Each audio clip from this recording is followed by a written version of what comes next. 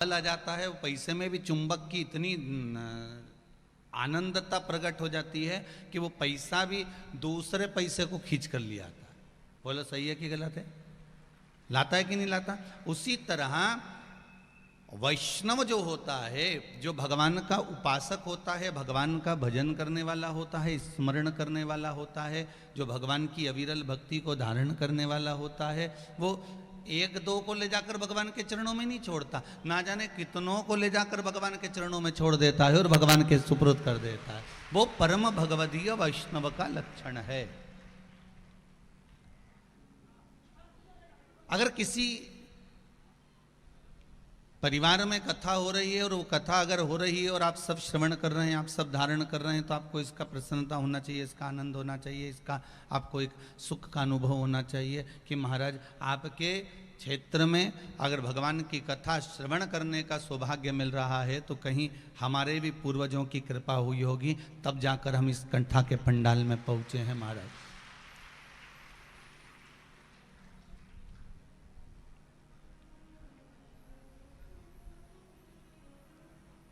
आज हम आशीष जी से कह रहे थे, आशीष पाठक जी ने कथा रखी तो ये मांगरूल रोड पे रखी, खरगोन के अंदर क्यों नहीं धरी रहे इसे?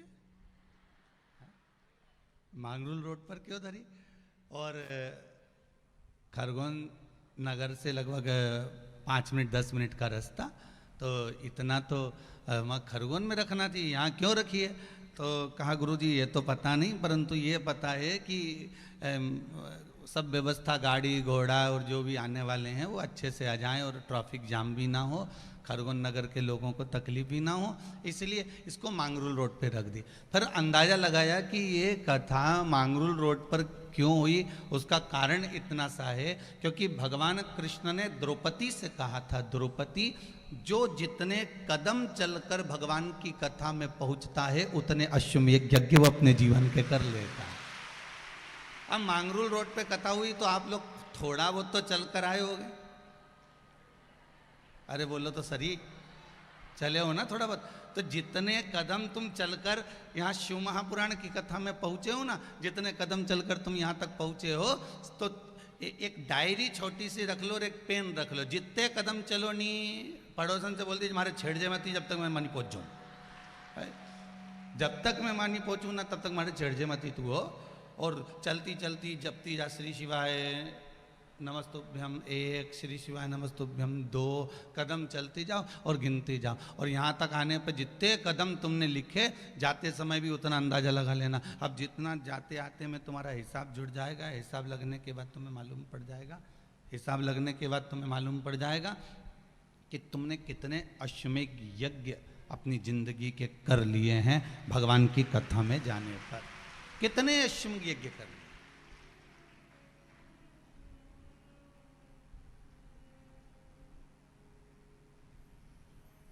महाराज अंतिम समय में कोई साथ नहीं देगा जी।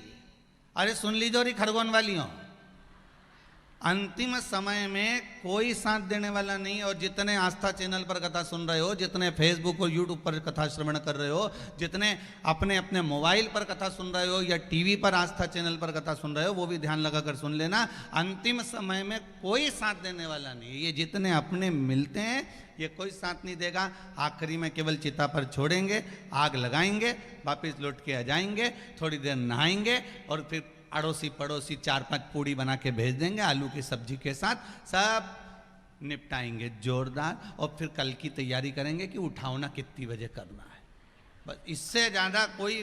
और इतना करने के बाद फिर कोई मालूम पड़े 10वां की तैयारी में लग जाएंगे कि पत्रिका छपाओ बंटवाओ, फिर कोई 12वां की तैयारी में लग जाएंगे कि नुक्ती बनाना है, कि खोपरा पाक बनाना है, कि गुलाब जामुन बनाना है, कि इनके खिलाना भी है कि नहीं खिलाना है। तो ये सब तैयारी इनकी जोर शोर से चलेगी। मालवा के संत श्री नागर जी महाराज एक बात बड़ी सुंदर कहते, तेरा तेरा दिन याद करे क्यों रे मन सुमिरन क्यों नहीं करे। हमारे भारत के भूमि के ये मालवा के संत ने बड़ी सुंदर बात कही कि केवल 13 दिन से ज्यादा आपको कोई याद नहीं करेगा, इसके सिवाय तो लोग भूल जाएंगे महाराज, तो सब छोड़ देंगे।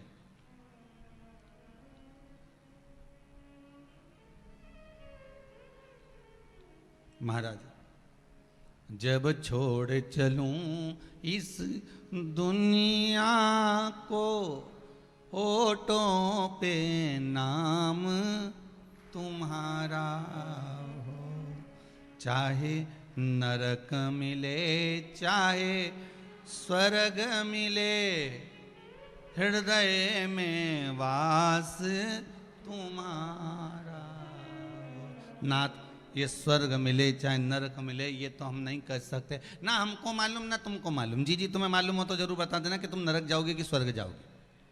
हमको तो नहीं मालूम कि स्वर्ग मिलेगा कि नरक मिलेगा, पर इतना जरूर जानते हैं कि भगवान की कथा अगर श्रवण करी है, शिव महापुराण की कथा अपनी जिंदगी में अगर एक बार उतारी है, शंकर पर एक लोटा पानी चढ़ाया है, ठाकुर जी से लाड लड़ाया है, ठाकुर जी का श्रृंगार करा है, ठाकुर जी को नूतन वस्त्र धारण कराए हैं, भगवान की सेवा में अगर आप लगे हुए हो, भगवान की उपासना में लगे हुए हो, तो यह पक्का है कि तुम्हें भले ना मालूम हो कि तुम स्वर्ग जाओगे कि नरक जाओगे, पर उस परमात्मा को मालूम है कि तुम्हें कहां लेकर जाना है। उसको ज्ञात है कि वो कहां लेकर जाए। चाहे स्वर्ग मिले चाहे नरक मिले, हृदय में वास तुम्हारा। हमारा कैसा भी जीवन, हम अगर परमात्मा के भरोसे पर जी रहे हैं, परमात्मा के सहारे पर जी रहे हैं, तो ये सुख का अनुभव है। बहुत छोटा सा जीवन, क्षण भंगुर इस जीवन में कब कहां किस समय किसके प्राण छूट जाएं, ये कोई भरोसा नहीं है, कोई भरोसा। कल की ही बात, भारत माता के वीर सपूत एकदम राष्ट्र की सेवा में तेज तर्राट अनुभवी सेना नायक, भारतीय सेना को जिन्होंने आधुनिकता के भाव में ले जाकर इस राष्ट्र को हर पल एक तेज गति प्रदान करने वाले, एक वीरता का सुख का अनुभव कराने वाले महाराज जनरल श्री विपिन रावत जी कल सपत्नी और अपने अन्य सशस्त्र बल के साथ में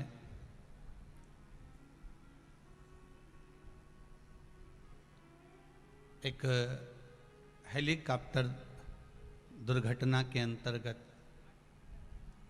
देवलोक गमन हुआ। पूरे भारत की भूमि को, पूरी भारत की भूमि को सेना नायक के जाने का बड़ा दुख है।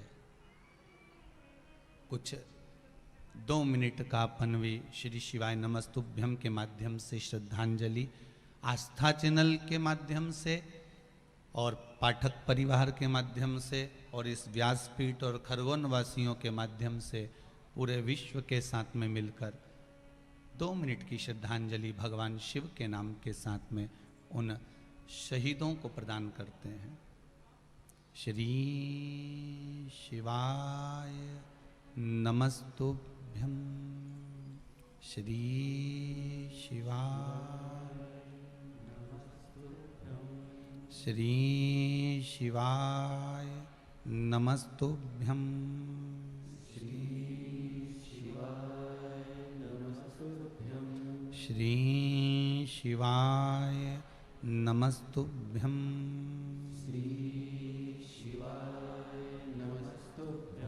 श्री शिवाय नमस्तुभ्यम, श्री शिवाय नमस्तुभ्यम, श्री शिवाय नमस्तुभ्यम,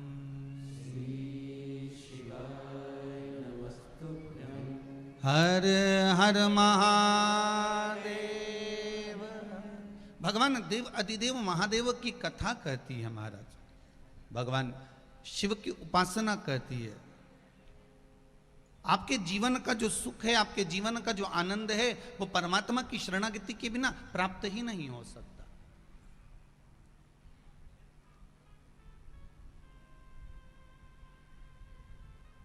शिव के चरणारविंद के बिना मिलना बड़ा कठिन है। अच्छा, देवता भी ऐसे हैं बिल्कुल सरल। अन्य कोई देव हो तो उसको वस्तु की सामग्री की जरूरत पड़े। यहां तक शिव महापुराण की कथा कहती है कि आपके घर में अगर चंदन भी नहीं है तो भस्म तो होगी। साधारण सा भस्म भी अगर हमारे भगवान भोलेनाथ को लगा दिया जाए, साधारण सा भस्म भी अगर शिव को चढ़ा दिया जाए, तो रोग ना जाने कि व्यक्ति के जीवन के कितने रोग, कितनी तकलीफ, कितने कष्ट जीवन के समाप्त हो जाते हैं मात्र भस्म का लेपन शंकर को कर देने पर। केवल एक भस्म का लेपन भी अगर हमने कर दिया,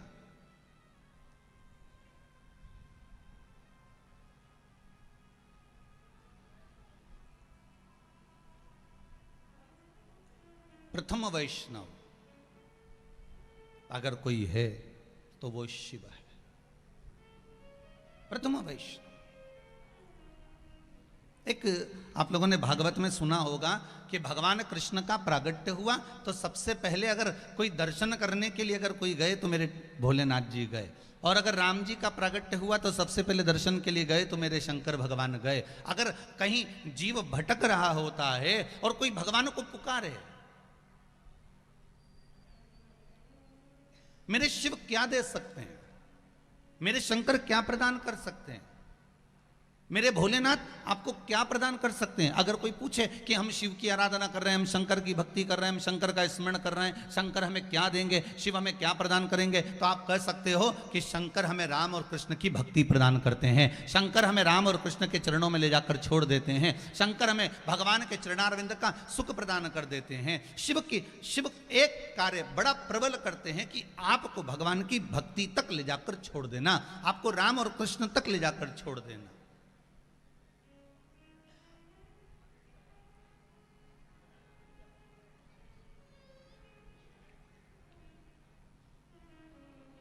भगवान की अविरल भक्ति तक आपको पहुंचा देना।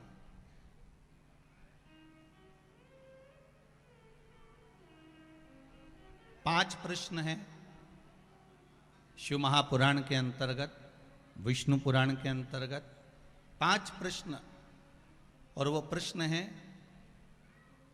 जलंधर की धर्म पत्नी वृंदा के।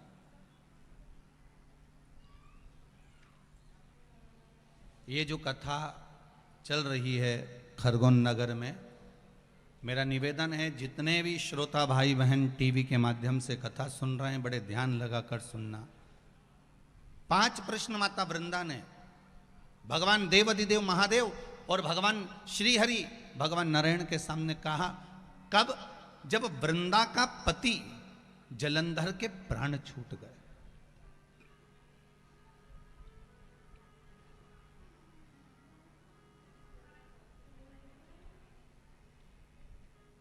जब वृंदा के पति जलंधर के प्राण छूट जाते हैं,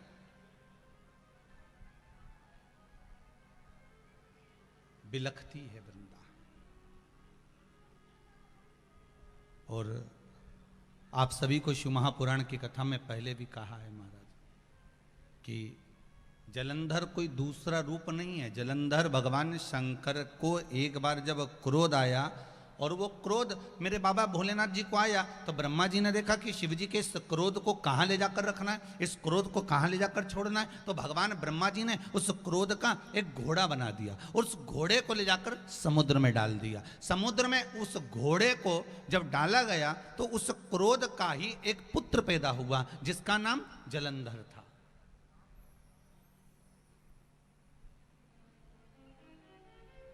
कोई दूसरा नाम नहीं उसका, उसका नाम ही जलंधर है। क्रोध को ले जाकर समुद्र में ब्रह्मा जी विचार कर रहे हैं कि इस क्रोध को कहां ले जाकर छोड़ना है, इस क्रोध को कहां ले जाकर छोड़ा जाए, इस क्रोध को कहां ले जाकर दिया जाए। अब आज के जमाने में तो लोग सोचते ही नहीं है कि इस क्रोध को ले जाकर कहां छोड़े। पहले के समय में भी लोग ध्यान रखते थे महाराज, त्रेता युग में भी बड़ा ध्यान रखा गया कि अगर किसी को क्रोध आता है तो उसके लिए कमरा अलग बना दिया जाता है कि इस कमरे में बैठो और आप जितना गुस्सा करना है करो। कई लोग प्रश्न भी करते हैं, गुरुदेव पहले के समय में दशरथ जी के समय पर एक कक्ष होता था जिसका नाम था कोप भवन। आज के जमाने में घर में रूम जो बनते हैं, ड्राइंग रूम बना, बेडरूम बना, भोजनशाला बनी, सब कुछ बना। आज के समय में गुरुजी ये कोप भवन नहीं बनाते क्या? हमने कहा बनाने की जरूरत ही नहीं, पूरा घर ही कोप भवन है।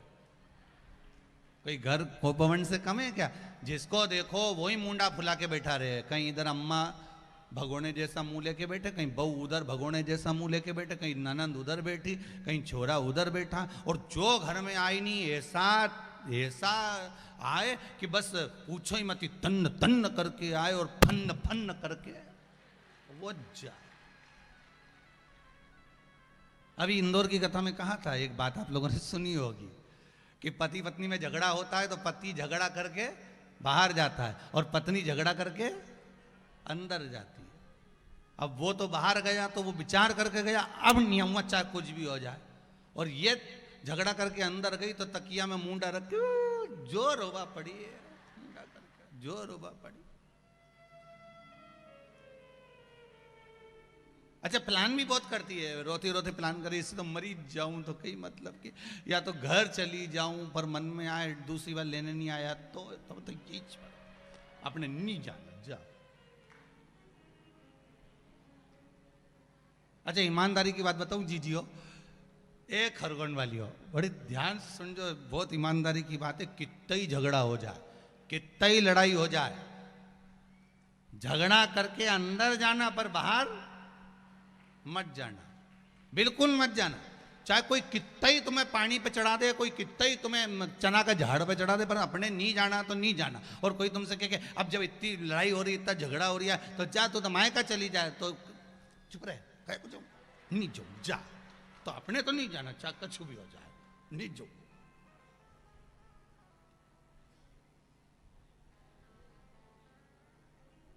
अब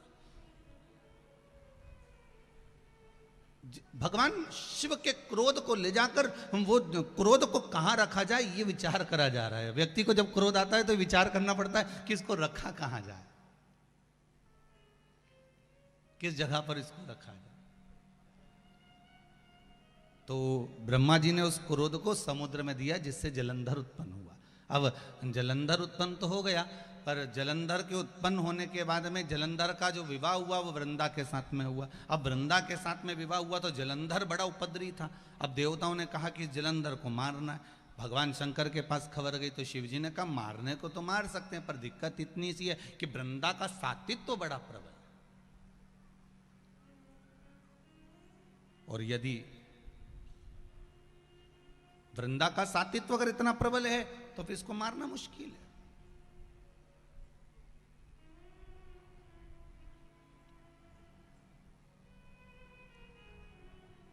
वृंदा उस समय में, वृंदा उस सतयुग के समय में सबसे बड़ी वैष्णव थी, जिसने अपने प्राणों को त्याग कर तुलसी का क्यारा बन गई थी। क्या बनी थी वो? तुलसी का क्यारा। और आज भी चाहे किसी भी संप्रदाय के वैष्णव हो, चाहे वल्लभ संप्रदाय से हो, चाहे रामानुज संप्रदाय से हो, चाहे निम्बार्की संप्रदाय से हो, चाहे राधा वल्लभ संप्रदाय से हो, आप जिस संप्रदाय से आपने मंत्र लिया हुआ है और आप अगर वैष्णव हो तो वैष्णव का परम रतन है, परम रतन वैष्णव का है तुलसी का पत्र, तुलसी दल।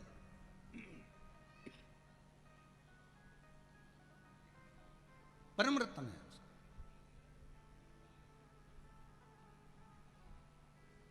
उस सतयुग के समय पर वृंदा परम भगवदीय वैष्णव थी, जिसने भगवान के साथ में जो लगन लगाई, जिसने भगवान के साथ में जो भगवत स्मरण करा, उसके बराबर दुनिया में कोई स्मरण नहीं कर पाया। भगवान श्री नारायण को, हरि को तो छोड़ती ही नहीं थी।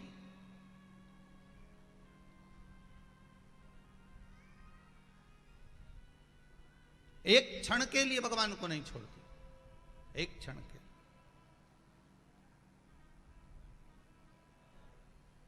भगवान की भक्ति में डूबी रहती, दिन दिन रात भगवान की भक्ति में लगी रहती। और वो भक्ति भी कोई साधारण नहीं थी वृंदा की। महाराज कहते हैं शिव महापुराण के अंतर्गत जलंधर और वृंदा का जो चरित्र कहा गया, उस चरित्र में वर्णन करा गया कि वृंदा कई कई वर्ष तक, कई कई साल तक तो अन्न ग्रहण नहीं करती थी, केवल भगवान नारायण का स्नान का जल अपनी अंजलि में लेती थी और अंजलि में जितना भाग आता था उसी भाग को ग्रहण कर अपना जीवन जी लेती थी। ये इतना वैष्णव धर्म मां उस वृंदा ने निभाया। अब जरा विचार करिएगा, बहुत बहुत अच्छी जगह पर कथा पहुंच रही है, उसका स्मरण करिएगा। वैष्णव शिव महापुराण की कथा चल रही है, वो कहां पहुंच रही है इस पर आपको ध्यान देना है महाराज।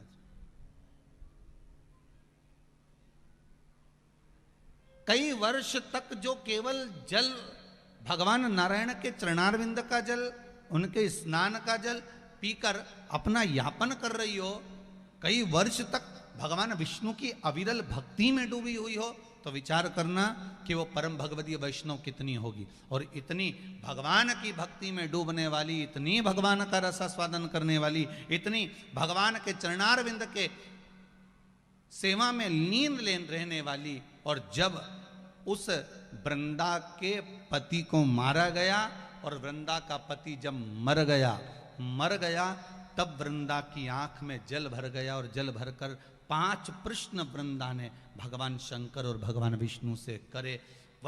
यही प्रश्न से अपनी शिव महापुराण की कथा वैष्णव शिव पुराण प्रारंभ हो रही है।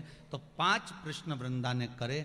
शायद भारत की भूमि की ये माताएं भी इस प्रश्न को सुनना चाहेंगे और इसका उत्तर सुनना चाहेंगे। शायद, मुझे विश्वास है कि जितनी जगह पर आस्था चैनल पर कथा चल रही होगी और जितने लोग इसको फेसबुक यूट्यूब पर श्रवण कर रहे होंगे, वो भी इस 5 प्रश्न, वृंदा के इस 5 प्रश्न को सुनना चाहेंगे। पहला प्रश्न था वृंदा का भगवान शंकर और भगवान नारायण से कि नारी जब भगवान का इतना पूजन करती है, स्त्री जब भगवान की इतनी आराधना करती है, भगवान की भक्ति में इतनी डूबी रहती है, फिर उस नारी का पति उसको छोड़कर क्यों चले जाता है? वो बेधब्य क्यों हो जाती है?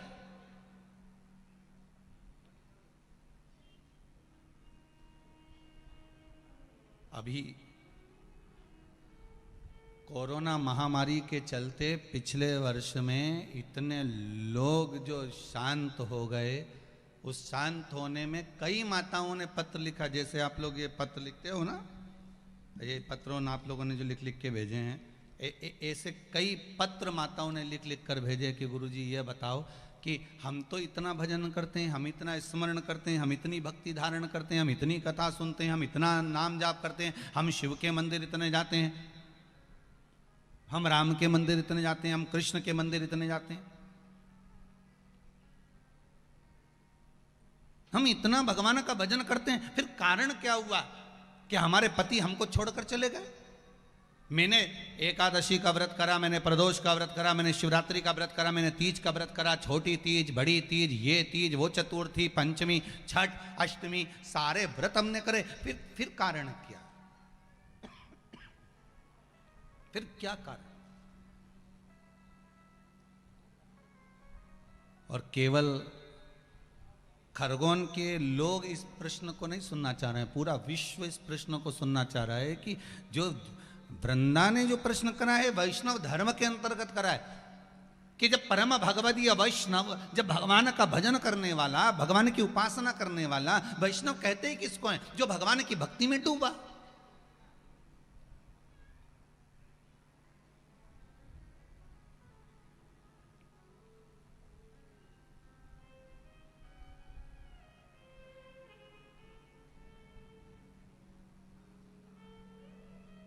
वैष्णव और स्मार्त में अंतर है। आप लोग कभी कैलेंडर देखे हैं? आप लोगों ने जम के बोलो जरा। कैलेंडर आपके घर में होगा तो उसमें 2 एकादशी पड़ती है। बोलो सही है कि गलत है? एक में लिखा रहता है वैष्णव की एकादशी और दूसरी में लिखा रहता है स्मार्त। जम के बोलो जरा, स्मार्त एकादशी। अब लोगों उनको चक्कर में पड़ जाते हैं कि हम ये करें कि ये करें, पर शिव महापुराण की कथा कहती है कि तुम्हारी मर्जी पड़े जो करो, तुम तो बड़े पर करो जरूर। हम तो यहां तक कहते हैं वल्लभ कुल की एकादशी करो, भले बकरी जैसे चरो पर करो, पर अपने को छोड़ना नहीं है एकादशी। भले तुम वैष्णव धर्म की कर लो चाहे स्मार्ती की कर लो, पर करो।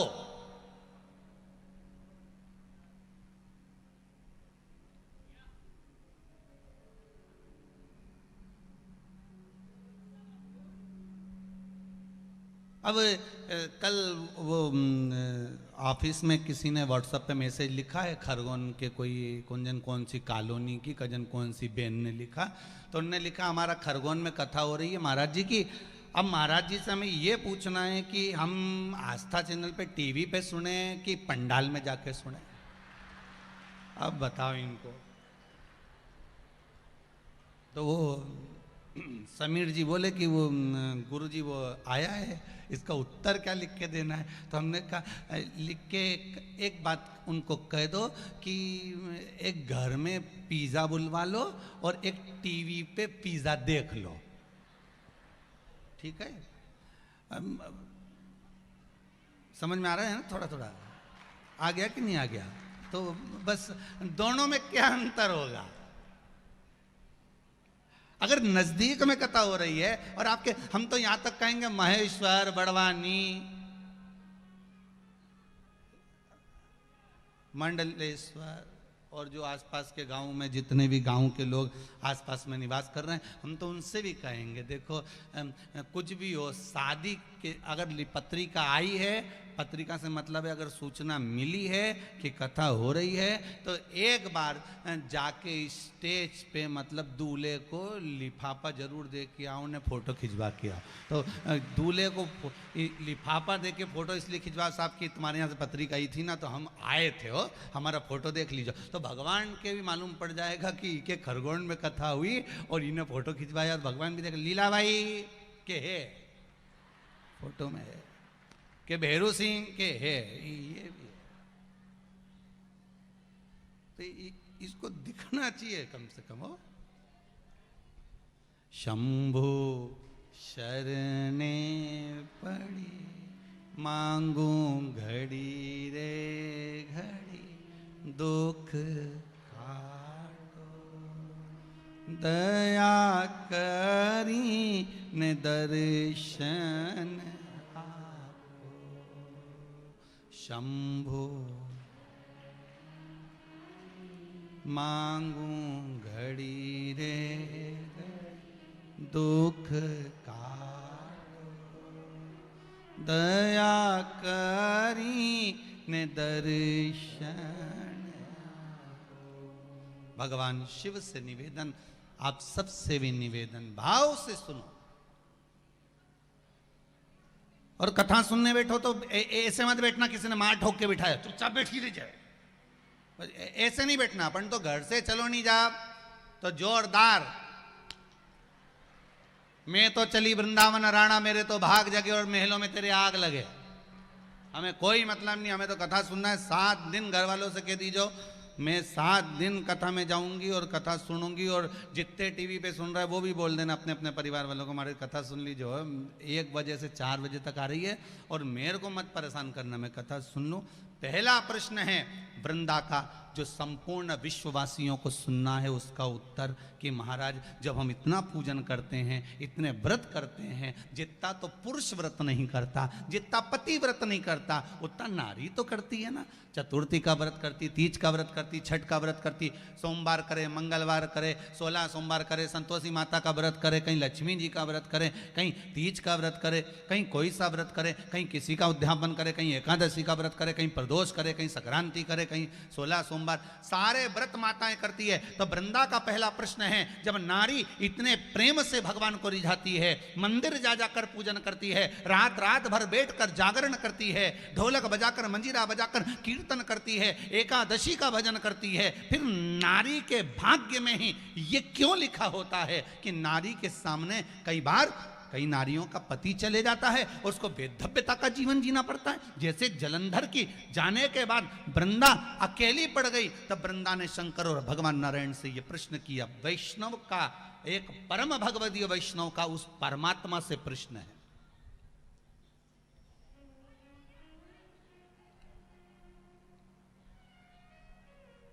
एक परम भगवदीय वैष्णव का उस परमात्मा से प्रश्न है, एक परम भगवदीय वैष्णव का श्री हरि और हर से प्रश्न है।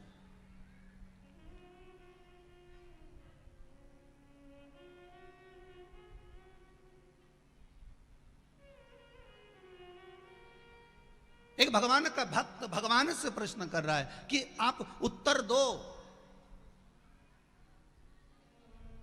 क्यों,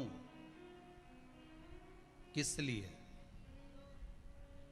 क्या कारण है कि नारी को ये दुख झेलना पड़ता है वैधव्यता का? वो कितनी उपासना करती है, केवल इसलिए करती है कि महाराज, वो उपासना इसलिए करती है कि प्रभु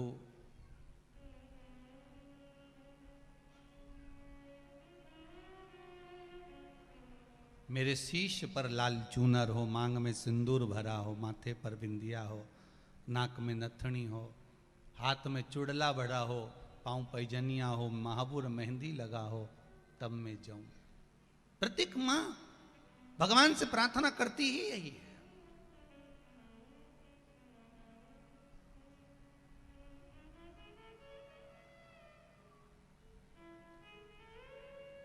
प्रत्येक मां करती।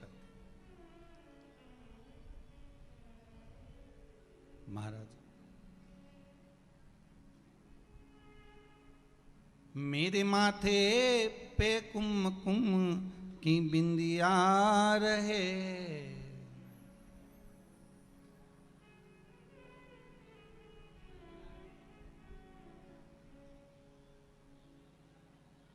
हे मां, हे जगत जननी,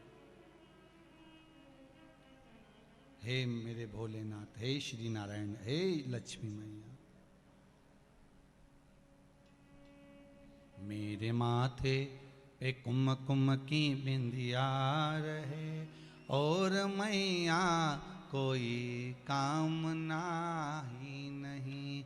मेरे माथे पे कुमकुम की बिंदिया रहे और मैया कोई कामना ही नहीं। मेरे हाथों में भर भर के चूड़ियाँ रहे, मेरे हाथों में भर भर के चूड़ियाँ रहें और मैया कोई कामना ही नहीं। माँ, इसके सिवाय कोई कामना नहीं हमारी,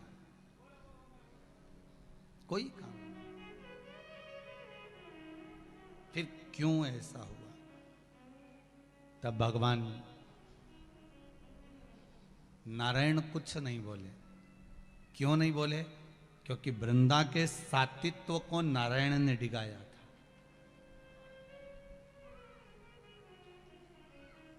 वृंदा के सात्वित्व को नारायण ने डिगाया था, इसलिए नारायण कुछ नहीं बोले। बोले कौन? तो कहा एक वैष्णव को वैष्णव ही समझा सकता है,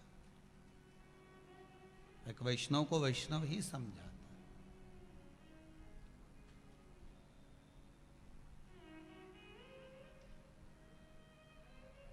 एक घर में दादाजी मर गए। अब दादाजी मर गए तो सब बहुएं रो रही थी। दादाजी चले गए तो अब मोहल्ले के लोग आते हैं तो वो समझाते हैं, देखो अब ये तो भगवान के हाथ में है साहब, अब ये कौन रचा है, देखो अपने जीवन को थोड़ा सा धैर्य बांधो, अब मत रो। समझाते लोग, बोलो समझाते कि नहीं समझाते? समझाते हैं ना। जब किसी के मरे में जाओ तो समझाते हैं, देखो अब जो तो लिखा है भाग्य में वो तो होकर रहेगा, अब उसको क्या कर सकते हो। कितना विचित्र जीवन है। उसके दादा शांत हुए तो तुमने जाकर समझाया और तुम्हारे दादा निपटे। कौन आया? जिसको तुमने समझाया था वो ही पलट के, अब क्या कर सकते हैं। देखो जीवन बड़ा छोटा सा है। ये पक्का है कि जिसने बैटिंग करी है वो बॉलिंग भी करेगा और जिसने बॉलिंग करी है वो बैटिंग भी करेगा। ये पक्का। मतलब दुख सुख मनुष्य के जीवन में कभी भी किसी जगह, हर पल, हर घड़ी, हर क्षण कहीं पर भी आ सकता है। कोई जरूरी नहीं है। जब भगवान राम वापिस वनवास से लौट कर आए और मेरे राघव जी जब वन लौट कर आए, तब माता कौशल्या जी ने कहा, हे भरत, शत्रुघ्न, उर्मिला, मांडवी, श्रुतकीर्ति, जाओ जरा ऐसा प्रयास करो, जाओ जाकर भगवान राम लौट कर वन से आए, जिसको जो मांगना है मांग लो। आज मेरा राम राजा बनकर बैठा है, जिसको जो मांगना है मांगो, मांगो,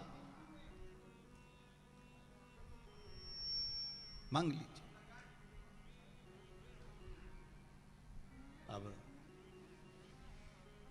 भरत जी ने मांगा, भैया मुझे कुछ नहीं चाहिए, मेरे को तो आपके चरणों का राज चाहिए। भरत जी ने चरणारविंद मांग लिए। फिर शत्रुघ्न से कहा तुम मांग लो भैया राम से। शत्रुघ्न जी ने कहा भैया मेरे को तो कुछ नहीं चाहिए, मुझे भरत भैया के चरण चाहिए। ठीक है। अब लक्ष्मण जी से कहा तुम मांग लो। लक्ष्मण जी बोले मुझे कुछ नहीं चाहिए, मुझे तो आपकी सेवा चाहिए। ठीक है। मांडवी को बुलाया, उर्मिला को बुलाया, सबने मांगा। बाद में आई श्रुतकीर्ति। माता श्रुतकीर्ति है, और श्रुतकीर्ति से कहा माता कौशल्या ने, आज भैया राम तुम्हारे राजा बने हैं, मांग लो क्या चाहिए। सबने मांग लिया, तुम ही रह गई हो, बोलो क्या चाहिए। श्रुतकीर्ति ने हाथ जोड़कर पहले राम जी से कहा, प्रभु राम से हाथ जोड़कर कहती है श्रुतकीर्ति, जो मांगूंगी दे दोगे, जो मांगूंगी वो दे दोगे आप। इतने में कौशल्या जी खड़े होकर बोली, पहले तो श्रुतकीर्ति आप जरा वाणी के लिहाज से बात करो, सामने जो सिंहासन पर बैठा है वो राजा राम है। जो सिंहासन पर बैठा है वो राजा राम है। जो सिंहासन पर बैठा है तुम्हारी बहन का पति है। जो सिंहासन पर बैठा है वो तुम्हारा जेठ है। जो सिंहासन पर बैठा है वो तुम्हारा बड़ा, घर का बड़ा है। वो जरा किस तरह से बात करना है तुम्हें समझना होगा। क्या चाहिए बोलो। श्रुतकीर्ति कहती है माता कौशल्या जी से, माँ अब मुझे केवल भैया राम से मांगना है, अब सब चुप हो जाओ, मैं जो इनसे मांगूंगी उन्हें देना पड़ेगा। कैकेयी को घबराहट होने लगी कि एक बार मैंने राम को वन भेज दिया था, दूसरी बार मुझे लगता है आपकी बार श्रुतकीर्ति भेज देगी। जो मांगूंगी दोगे, जो मैं मांगूंगी वो देना पड़ेगा, दोगे। सीता जी खड़े होकर बोली, श्रुतकीर्ति मांग तो भैया राम से मांग रही है ना, अगर वापिस तुझे अयोध्या का राज्य भी चाहिए तो हम दे देंगे, ये अवधपुरी का अगर राजा भी तुझे बनना है तो हम प्रदान कर देंगे, मांग तुझे क्या चाहिए। श्रुतकीर्ति ने उसी समय पर, माता श्रुतकीर्ति बोली उसी समय, पहले भैया राम मुझे वचन दे कि मैं जो मांगूंगी वो देंगे। राम जी ने कहा श्रुतकीर्ति मांग लो, तुम जो मांगोगी दूंगा, मांगो क्या चाहिए। श्रुतकीर्ति ने कहा भैया जो आपने वन में कपड़े पहने थे ना, जो वन में आपने वल्कल वस्त्र धारण करे थे, वो वस्त्र मुझे चाहिए। तो राम जी ने पूछा श्रुतकीर्ति तुम इन वस्त्र का क्या करोगी, जो मैंने वन में पहने थे उन कपड़ों का करोगी क्या। श्रुतकीर्ति कहती हैं भैया जो कल राजा बनने वाला था, एक रात में सत्ता पलट गई और वो वन वन डोलता फिरा, तो जीवन का क्या भरोसा है कब किसको कौन से कपड़े पहनने पड़ जाएं, इसलिए वो कपड़े में संभाल कर रखना चाहती है। वो वस्त्र मुझे दे दीजिए, वो वस्त्र मेरे पास होना चाहिए। जीवन का क्या ठिकाना।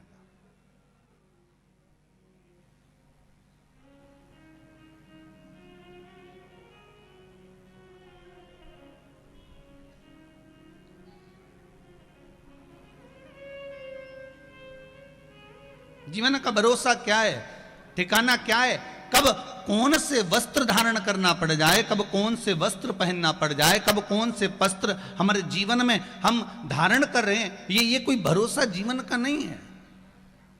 कब हम कौन वस्त्र धारण कर सकते,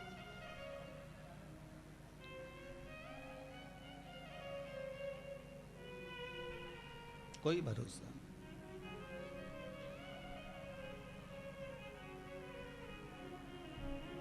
हे प्रभु हमको भोले दर्श दिखाओ, इन अखियों की प्यास बुझाओ। ओम नमः शिवाय बोलो, ओम नमः शिवाय, ओम नमः शिवाय बोलो, सब बोलिए। ओम नमः शिवाय बोलो, ओम नमः शिवाय, ओम नमः शिवाय बोलो ओम नमः शिवाय। हमको भोले दर्श दिखाओ, इन अखियों की प्यास बुझाओ। ओम नमः शिवाय बोलो ओम नमः शिवाय। ओम नमः शिवाय बोलो ओम नमः शिवाय।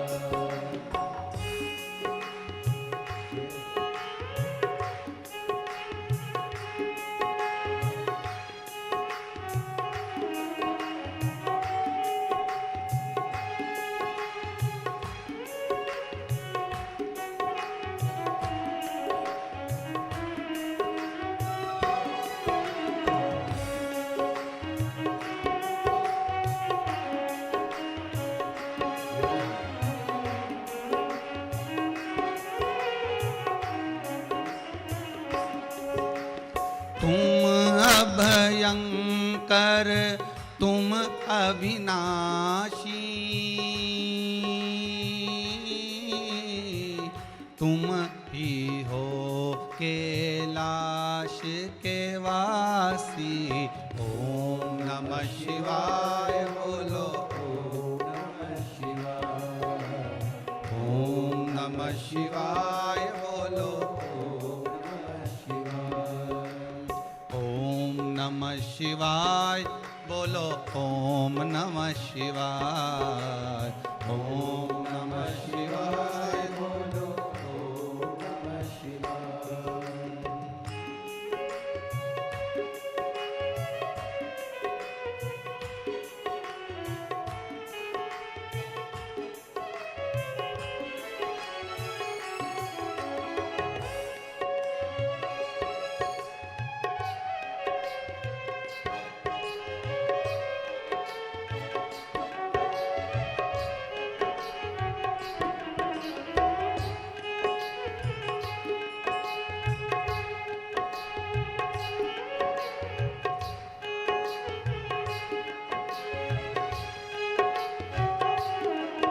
शंभो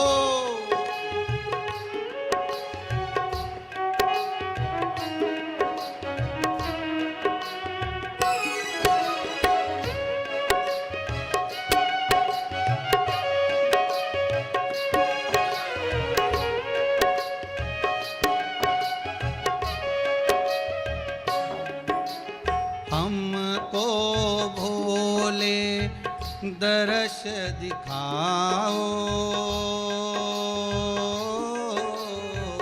इन अखियों की प्यास बुझाओ। ओम नमः शिवाय बोलो ओम नमः शिवाय। ओम नमः शिवाय बोलो ओम नमः शिवाय। ओम नमः शिवाय बोलो ओम नमः शिवाय। ओम नमः शिवाय बोलो ओम नमः शिवाय।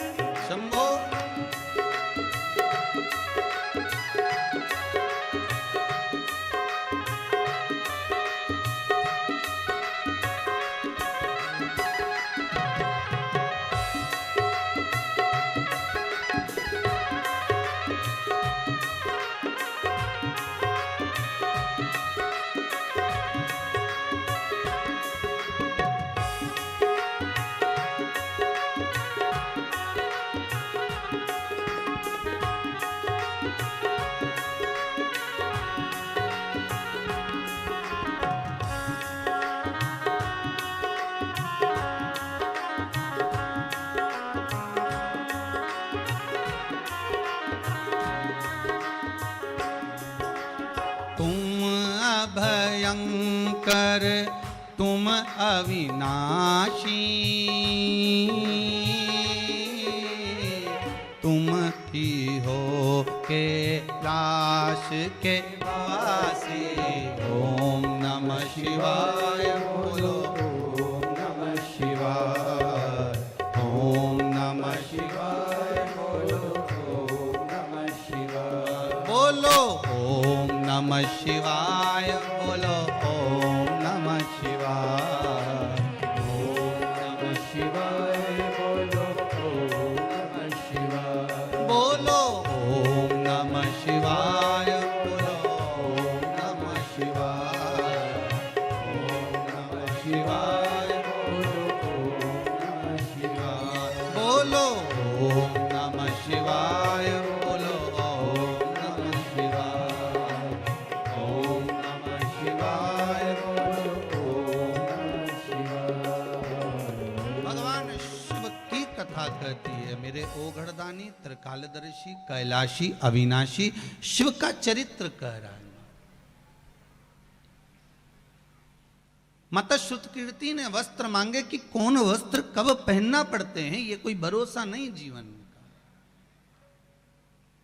श्वास रुक जाएगी चलते चलते, क्षमा बुझ जाएगी जलते जलते, दम निकल जाएगा रोशनी का, क्या भरोसा है।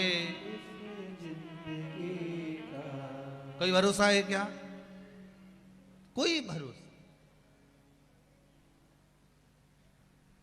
अभी पिछले कोरोना महामारी में कितने अच्छे अच्छे लोग जिनकी उम्र भी नहीं थी साहब, जाने की कोई उम्र थी क्या इनकी?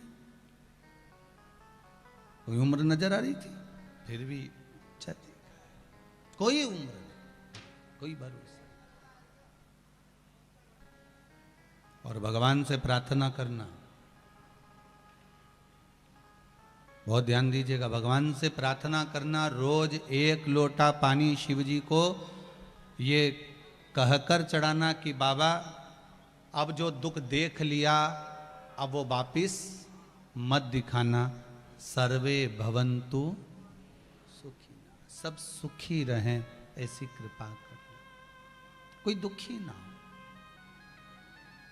महाराज मेरा प्रश्न का उत्तर भगवान देव अधिदेव महादेव दे रहे हैं। बोलो वृंदा, क्या बात है? वृंदा कहती बस प्रभु बात इतनी सी है, आप मुझे ये बता दो कि हमने इतना भजन करा, हमने इतनी तप करा, हमने इतनी साधना करी, हमने इतनी पूजन करी, हमने इतना मंत्र जाप करा, हमने इतना नाम जाप करा, हमने इतना व्रत साधना करी, फिर मेरे पति को क्यों मारा गया?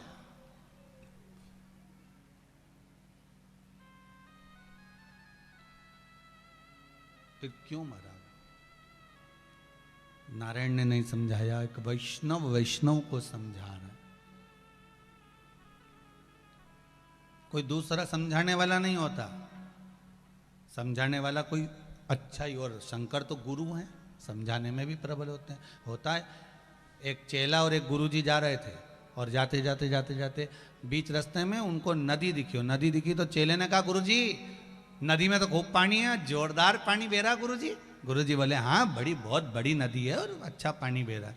इतने में चेला बोला गुरुजी एक कम्मल बह रिया है, कम्मल बह के जा रहा है, मेरा मन कर रहा है कि इस कम्मल को लेके आ जा, फ्री का ही तो है। गुरुजी बोले ज्यादा फ्री का सामान नहीं ढूंढना अपने को, ये फ्री के चक्कर में कई बार अपन ही फ्री हो जाते हैं, तो फालतू के चक्कर में पड़ मती, तेरे को समझा रहा हूं।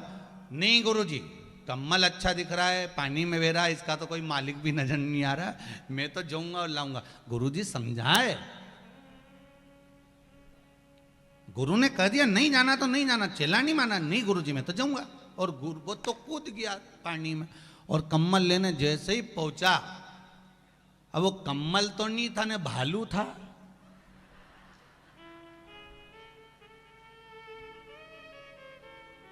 अब इसको तो लग रहा था कि कम्बल है, पर तो वो तो भालू था। अब भालू और इन दोनों में झड़पा हुई, और ये भालू को पटके और भालू इसको पटके। अब गुरुजी को लगा, बताओ, ऐसा लगता है कि कम्मल पानी में ज्यादा गीला हो गया है, इसलिए इससे उठ नहीं दिया। तो गुरुजी उधर से चिल्लाए, कम्मल छोड़ दे, ऐसे ही आजा। चिल्ला के बोला, कम्मल तो छोड़ रहे हो पर कम्मल मुझे नहीं छोड़ रहा है। वो कम्मल ये छोड़ने को तो यार, कम्मल ही के नहीं छोड़ रहा, वो भालू इसको नहीं छोड़ रहा, पकड़। वो ई पे चढ़े, वो ऊपर चढ़े। अब गुरुजी सोचे, बताए कैसा बावरा पगला है, मैं नदी में कम्मल ओढ़ने की क्या जरूरत है। अब ये कम्मल के नीचे घुसे, अभी इसको लगे कि कम्मल ओढ़ रहा है, इसको कहीं मालूम कि वो भालू के नीचे तमीच रही है। अब इसके तो संपटना ही। गुरुजी बोले, कम्मल छोड़, के कम्मल तो छोड़ रहे हो, मतलब कम्मल मुझे पकड़ रहा है। उसी तरह संसार को तुम छोड़ने का प्रयास करते हो और संसार उतना तुम्हें पकड़ने का प्रयास कर रहा है। वो पकड़ता है तुमको, तुम छोड़ने का प्रयास कर रहे हो। कितनी कितनी ये जितनी माताएं बैठी हैं, इनसे पूछो तो सरी, जो 60 से ऊपर वाली है नहीं, इनसे पूछो 60-70 वाली से, कितना इनने संसार को छोड़ने का प्रयास करा है। ये भाई लोग बैठे, इनसे पूछो 60 से ऊपर वालों का, बस छोरा की शादी हो जाए एकदम फ्री, उसके बाद तो जब मंगरूल रोड पे कथा होगी चली जाऊंगी, उसके बाद तो फ्री फ्री, बस मारे करना ही क्या है, एक छोरा की शादी हो जाए, घर में एक बहू आ जाए, फिर मेरे को कुछ नहीं, काम ही खत्म। मारा तो मैं तो बढ़िया जोरदार बस कथा भागवत मंदिर, गोवर्धन नाथ जी का दर्शन करूं, ठाकुर जी की हवेली जाऊं और भोलानाथ जी का एक लोटा पानी चढ़ाऊं और नवग्रह देवता के 9 ही देवता उनके रोज धोख लगा के आऊं कि हमारा छोरा की शादी हो गई। अब जिसके यहाँ शादी हुई उससे पूछो बापड़ी से,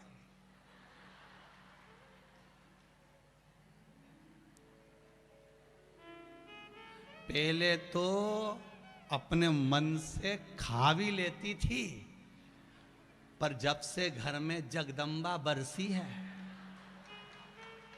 तब से तो पूछो ही मत ही दादा।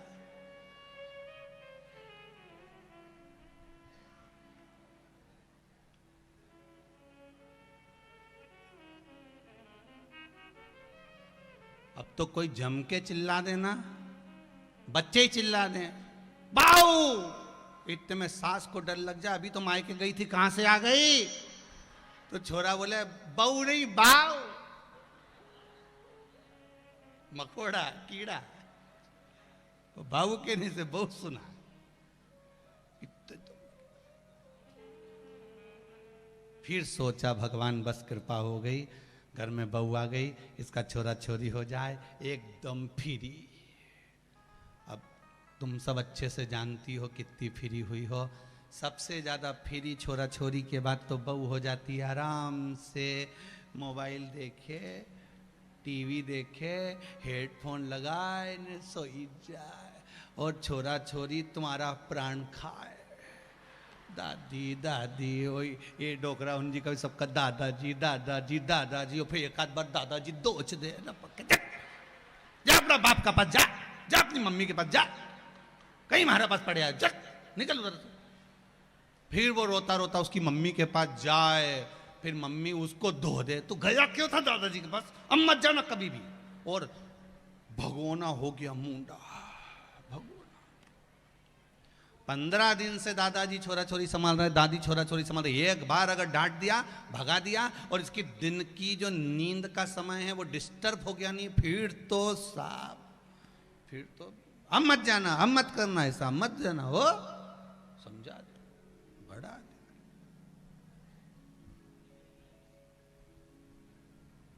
बढ़िया। अब तुम संसार को छोड़ रहे हो, वो कम्मल को छोड़े, पर कम्मल उसको छोड़े। तुम संसार को कितना भी छोड़ने का प्रयास कर लो, संसार तुमको नहीं छोड़े। अच्छे अच्छे संत महात्मा जोगी सन्यासी तपस्वी साधक उपासक पुराण उठाकर देख लीजिए, तप करने गए थे, मेनका को भेज दिया, साधना करने गए थे, अप्सरा भेज दी गई, जरा सा तप साधना में ढूंढे डूबे, फिर भेज दिया किसी को। वो कुछ भी कर सकता है। तुम संसार को छोड़ोगे, वो संसार फिर पकड़ा देगा।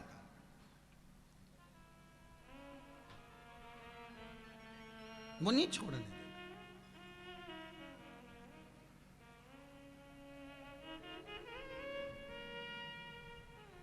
वो नहीं छोड़ने देगा।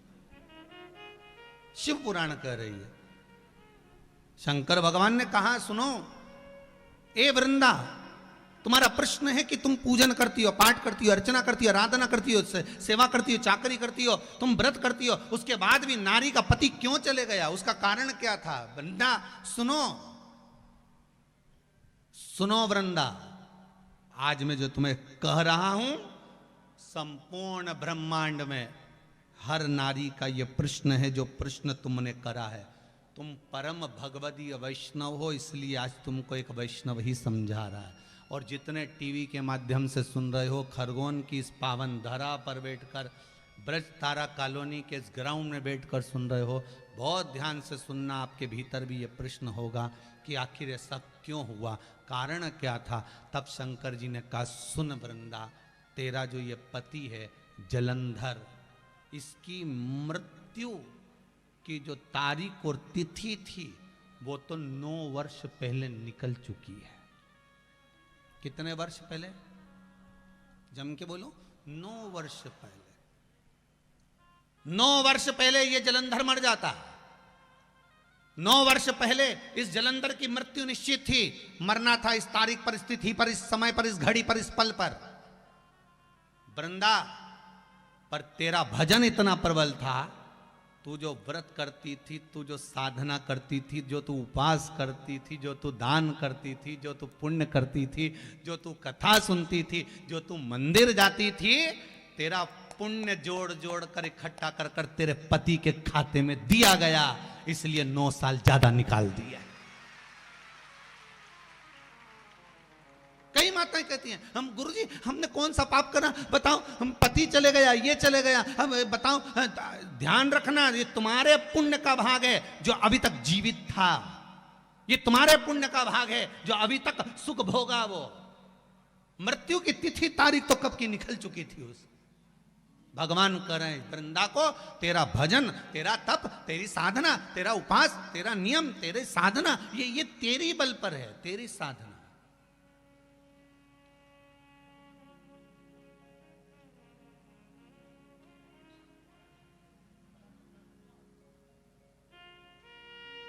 ये तेरी साधना है जो तेरे बल पर जीवित है। मेरा माताओं से निवेदन है, कई माताओं का प्रश्न था गुरुजी ये कोरोना महामारी में हमारा पति चले गया, कोई कहती है मेरा ससुर चले गया, कोई कहता है मेरा ये चले गया। आप तब साधना का अंदाजा लगाइएगा, ये कभी भी इसके तो ग्रह थे, जाना था, पर भगवान देवाधिदेव महादेव ने बचा कर रखा था। भगवान ने तुम्हारे पुण्य के भाग से थोड़ा बहुत उम्र और दे दी थी कि ले भजन कर, स्मरण कर, दान कर, पुण्य कर, संकीर्तन कर, नाम जाप कर। ये फिर नहीं मिलने वाला।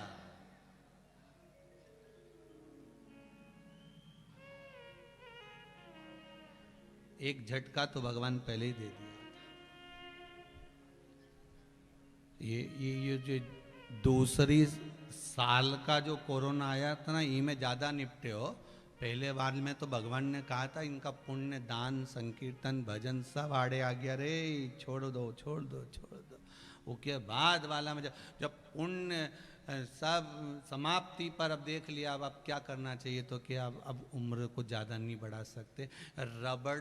रबड़ जो होता है ना, वो बैंड क्या बोलते हैं उसको, रबड़ जो नोट की गड्डी पे लगाते हैं, तो वो रबड़ जो होता है ना बाल में लगाने वाला, नोट की गड्डी पे लगाने वाला, मिठाई का डब्बा पे लगाने वाला, सब तरह का रबड़ आता है। छोटा भी आता है नोट की गड्डी का, उससे बड़ा है उस पर मिठाई का डब्बा, 1 किलो वाला, फिर 2 किलो वाला डब्बा, 5 किलो वाला डब्बा, सबका रबड़ अलग अलग होता है। अब तुम जो नोट की गड्डी का रबड़ है वो क्या मिठाई के डब्बा में फंसाओ,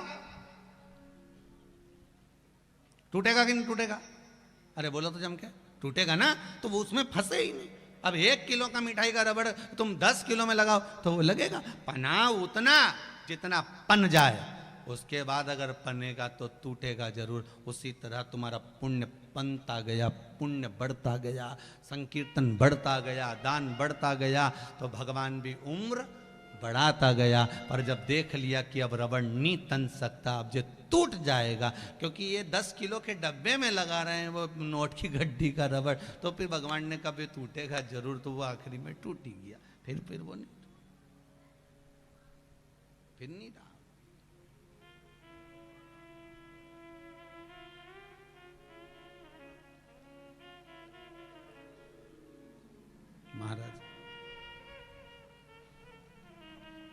अब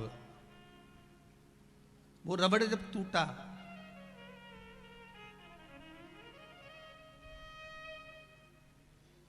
बड़ा हुआ, टूट गया। भगवान से कहो, हे प्रभु, जैसे भगवान शिव कह रहे हैं, वृंदा तेरा पहला प्रश्न है कि इतना भजन पूजन करने वाली नारी, इतना तप करने वाली, व्रत करने वाली, तीज, चतुर्थी, छठ, नवरात्रे का व्रत करे, पाँव में चप्पल नहीं पहने, इतना व्रत करने वाली को भी ऐसा दिन क्यों देखना पड़े? तो ये समझ ले, उसको जीवित तेरे भाग्य से रखा था, मरना तो पहले ही था, रखा।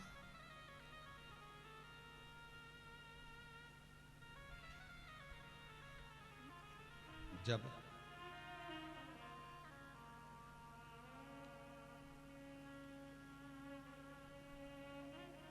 भगवान से बस एक निवेदन,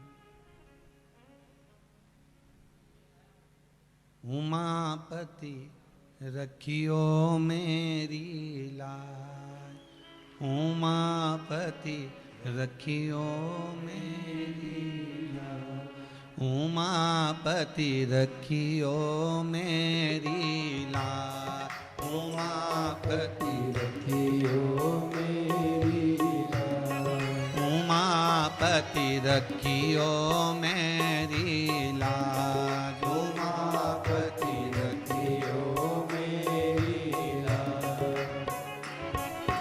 भूल के सारी दुनिया भोले, सब गाइए, सारी दुनिया भोले, भूल के सारी दुनिया भोले, भूल के सारी दुनिया भोले, ओ तुम्हें पुकारूं आज, उमापति रखियो मेरी लाज, उमापति रखियो मेरी लाज, उमापति रखियो मेरी लाज, उमापति रखियो मेरी लाज। जय हो।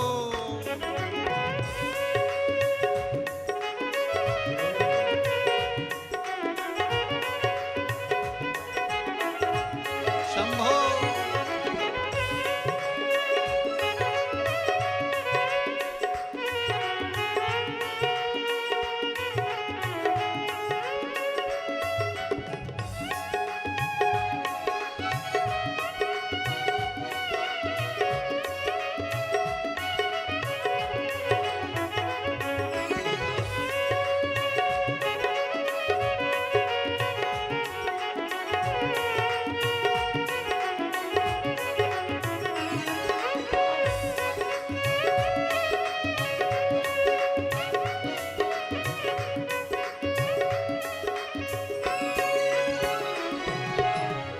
जुड़ लिए हैं प्रीत के धागे, जोड़ लिए हैं प्रीत के धागे, सब फीका लगे तेरे आगे, सब फीका लगे तेरे आगे, तेरे नाम से आत्म जागे, तेरे नाम से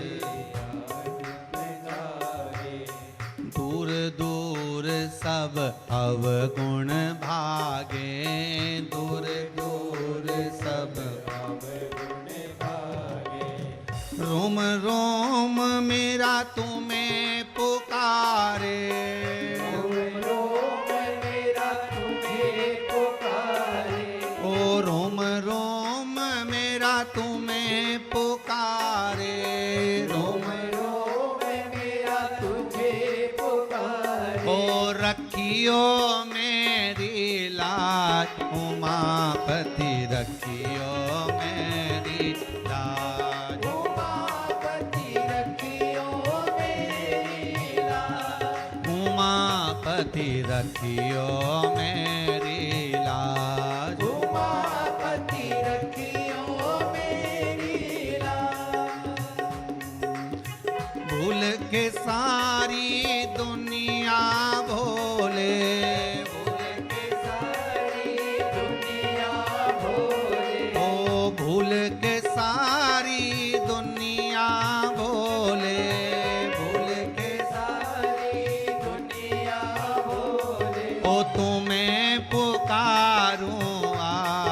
उमापति रखियो मेरी लाज। उमापति रखियो मेरी लाज। उमापति रखियो मेरी लाज। उमापति रखियो मेरी लाज। जय हो।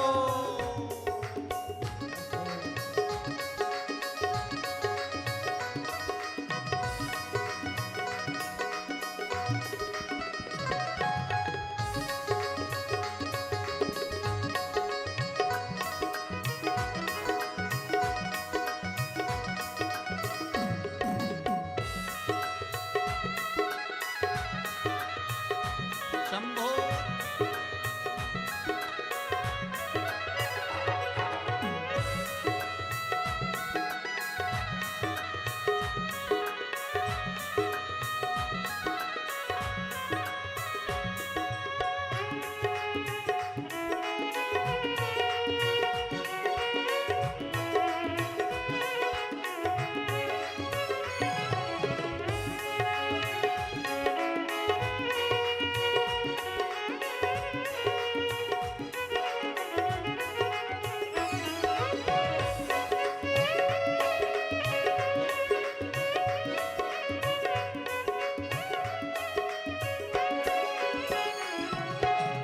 तेरी दया के बादल बरसे, तेरी दया के बादल बरसे, व्याकुल मनवा काहे तरसे, व्याकुल मनवा काहे तरसे, टालो विपदा मेरे सर से, टालो विपदा मेरे सर से, सुख पाएंगे तेरे दर से, सुख पाएंगे तेरे दर से, भाग्य विधाता अंतर्यामी, भाग्य विधाता अंतर्यामी। ओ भाग्य विधाता अंतर्यामी, भाग्य विधाता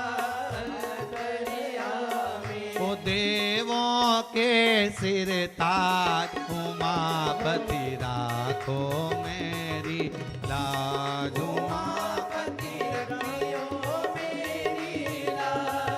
उमापति रखियो मेरी लाज। उमापति रखियो मेरी लाज।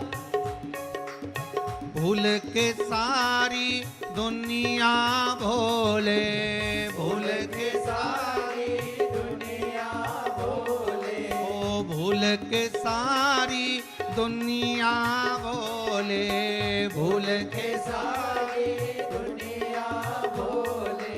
तुम्हें पुकारूं आज, उमापति रखियो मेरी लाज। उमापति रखियो मेरी लाज। उमापति रखियो मेरी लाज। उमापति रखियो मेरी लाज। उमापति रखियो मेरी लाज। उमापति रखियो मेरी लाज।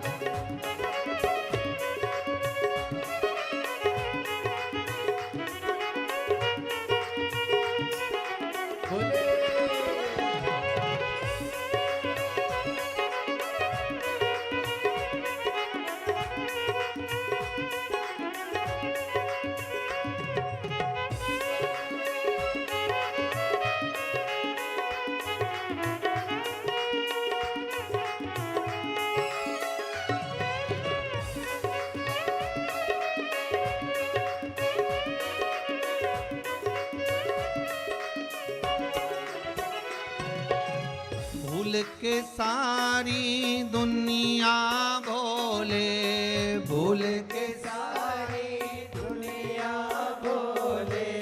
भूल के सारी दुनिया भोले, भूल के सारी दुनिया बोले। ओ तुम्हें पुकारूं आज, उमापति रखियो मैं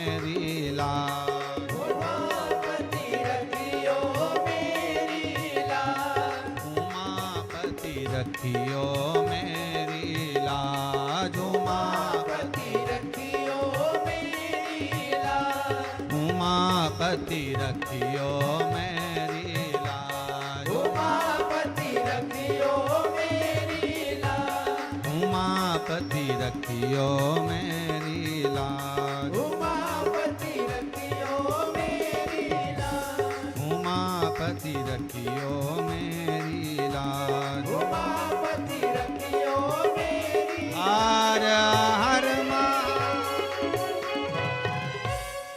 आवाज नहीं आई, जरा दमदारी से बोलो। दोनों हाथ उठाकर दीन बंधु दयालु दया कीजिए। जो दोनों हाथ उठाकर हर हर महादेव नहीं बोले उनको उठा लीजिए। बोलो हर हर। अब कितने बढ़िया बोले,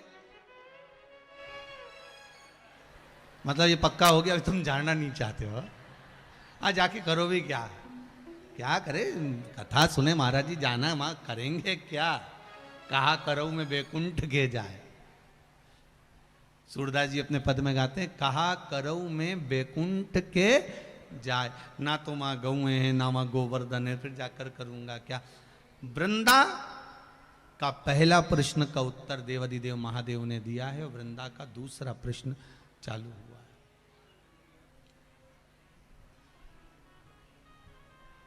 वृंदा का दूसरा प्रश्न, महाराज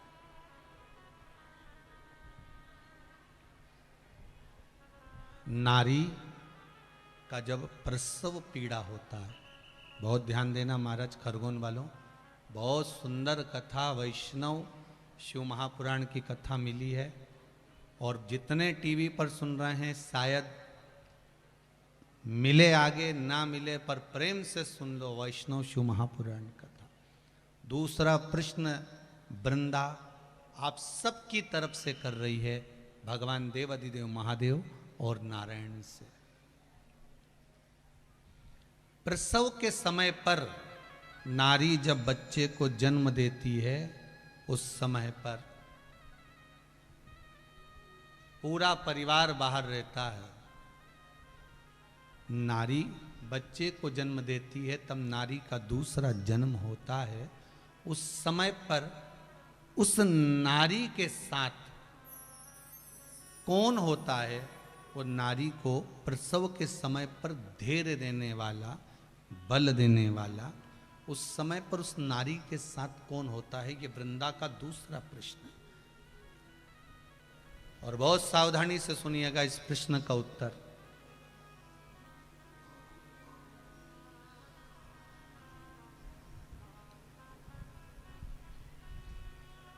महाराज वो कहे, अरे मैंने सारे सहारे छोड़ दिए, बस तेरा सहारा काफी है। जिस समय पर केवल एक प्रसव का समय ही नहीं, अंतिम समय में भी कौन साथ रहेगा? यमराज बनावे बंदी और काया हो गई गंदी। गंदी से मतलब समझ में आता है ना आप लोगों को?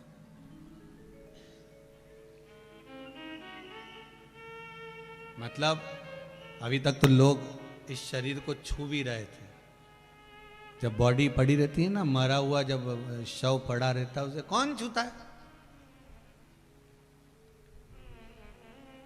कौन छू?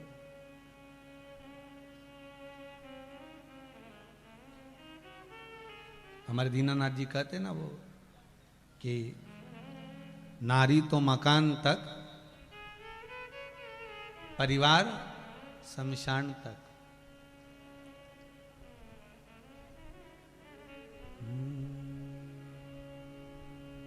साथी है मित्र गंग के जल बिंदु पान तक, अर्धांगनी बढ़ेगी तो केवल मकान तक। परिवार के सब लोग चलेंगे इस मसान तक, बेटा भी हक निभाएगा तो अग्नि दान इससे तो आगे भजन ही है साथी, भजन के बिना अकेला रहेगा। उसकी बात कोई साथ नहीं, केवल तुमने जो भजन करा, तुमने जो मंत्र जपा, तुमने जो स्मरण करा, तुमने जो नाम लिया, तुमने जो कीर्तन किया, वही तुम्हारा है। शिव महापुराण की कथा अगर आप भले टीवी पर सुन रहे हो, भले खरगोन में सुन रहे हो, गांव गांव से आकर इस मैदान में बैठकर कथा श्रवण कर रहे हो, इतना याद रखना, ये सोना, ये चांदी, ये जायदाद, ये जमीन, ये परिवार, ये कुटुंब सब यहीं रह जाएगा, पर तुमने जो 7 दिन की शिव महापुराण कथा सुनी है, वो तुम्हें परमात्मा के धाम तक लेकर जाए। कोई ले जाए ना ले जाए, वो आग लगाकर छोड़ देंगे। इससे तो आगे भजन ही साथी, हरि के भजन बिन अकेला रहेगा। कौन जाने वाला है, कौन तुम्हारा साथ देने वाला है, कौन? और घबराना मती, जितने शिव महापुराण की कथा सुन रहे हो 1% मत घबराना। अंतिम समय में अगर सामने मौत भी खड़ी है, दुख भी सामने खड़ा है, घबराना नहीं है। हमारा शंभु हमारे साथ हर पल खड़ा हुआ है, ये हमारे भीतर बल। ये कई माताओं ने प्रश्न, बहुत सुंदर बात लिखी है।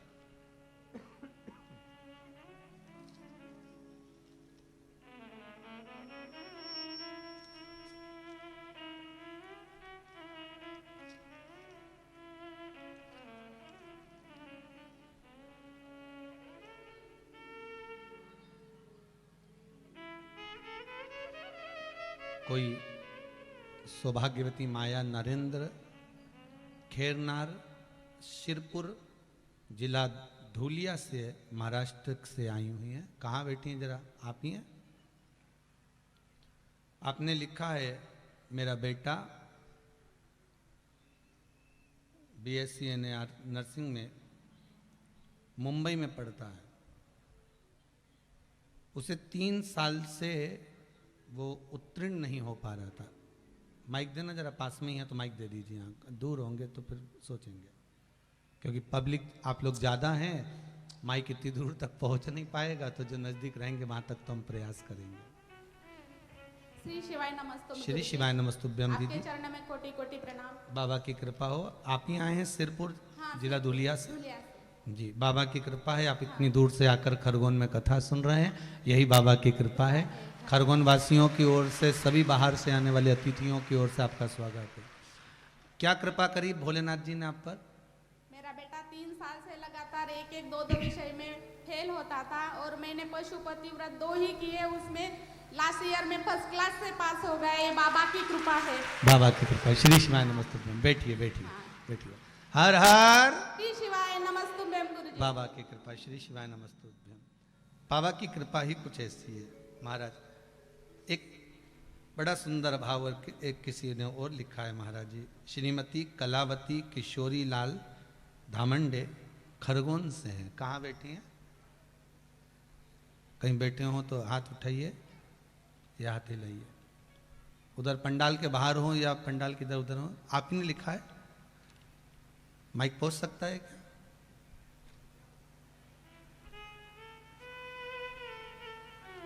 इधर हैं वो भैया जी, उधर बैठे।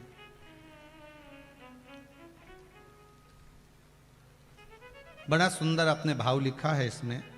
श्रीमती कलावती किशोरी लाल जी धामंडे खरगोन से हैं। आपने बड़ी सुंदर बात लिखी है। श्री शिवाय नमस्तुभ्यम। हमारे बच्चे ने जून में 2021 में MBA किया, उसके बाद से सर्विस के लिए बहुत इंटरव्यू दिए। श्री शिवाय नमस्तुभ्यम। श्री शिवाय नमस्तुम बाबा जी। कहाँ से हैं दामंडी जी? खरगोन से हूँ। बहुत बहुत बाबा की कृपा हो, आपकी नगरी में बाबा की कथा हो रही है। बाबा स्वयं आए हैं, कुबेर भंडारी। बहुत सुंदर बात आपने लिखी है। क्या बाबा ने कृपा करी आपके ऊपर? बाबा जी, मेरे बच्चे ने MBA किया है और ये सर्विस के लिए ट्राई कर रहा था, और 20 अक्टूबर को शरद पूर्णिमा के दिन सीहोर गुब्रेश्वर धाम के दर्शन करने गए, तो उसी दिन रात को घर आए, पर दूसरे दिन सुबह 11 बजे 11:15 बजे उसको मेल आ गया WhatsApp पे कि आपको ज्वाइन करना है बैंक में। बधाई हो, बहुत बहुत बधाई। बेटे का जो जॉब लगा है, कुबेर भंडारी की कृपा आप पर ऐसी बनी रहे। श्री शिवाय शिवाय नमस्ते। विराजिए। बड़ी कृपा है मेरे भोलेनाथ की। और एक नहीं, बहुत सारे पत्र मैंने जितने 2-1 पढ़ने में आए हैं, जितना पढ़े हैं, बाकी के यहीं पर रहते हैं। आप बाद में भी उसको पढ़ सकते हो, कोई दिक्कत नहीं। और जो ध्यान में रहेगा आप बता दिया जाए। विश्वास से कहता हूं, कुबेरेश्वर धाम की धरा से शिव महापुराण की कथा को लेकर आया हूं। इतना विश्वास है मुझे मेरे शंभू पर, मेरे गोवर्धन नाथ, मेरे श्री जी बाबा पर, कि जिसने दिल से इस कथा को सुन लिया है, बाबा 3 महीने में उसकी पूर्ण कर दिया है। उसकी कृपा ही कुछ ऐसी। जिस भाव से सुन,